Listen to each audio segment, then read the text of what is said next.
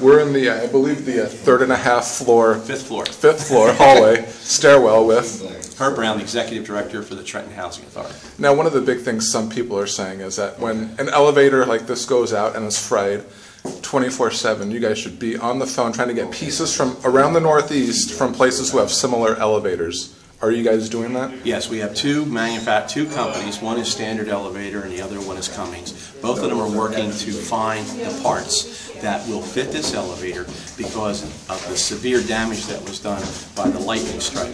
When it is the normal wear and tear, a part goes, this goes, they stock those. But these units were fried, the phone system went down, that didn't come back up till Monday afternoon. So we're in a bit of an unusual situation. So both of these folks are looking for suppliers wherever they are. We'll have the parts flown in. They've located them luckily locally in Long Island for the sensors. I think it was Staten Island for their repair parts.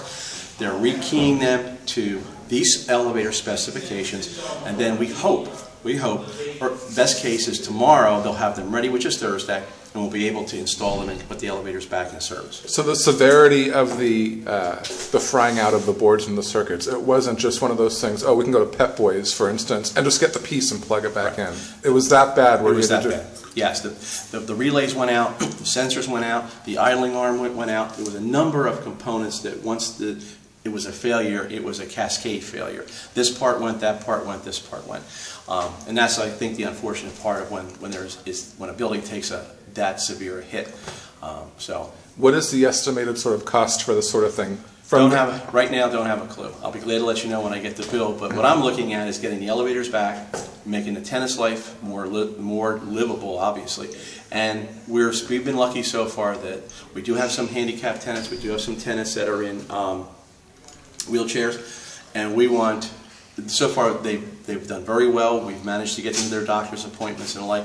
We want this back online before things get worse for the tenants. Do you know how old the elevator is? The elevators, the two cars, these are original installations. They were back in the 70s, and there's been upgrades done to the penthouse where the machinery is over the years, the standard things you would upgrade to, and those have all been done, a couple in the last 10 years.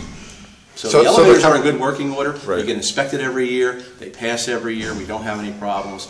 There's no outages where the elevator fails and tenants are inconvenienced. We've never had a situation like that. But you guys are working on this 24/7 since it happened. Yeah.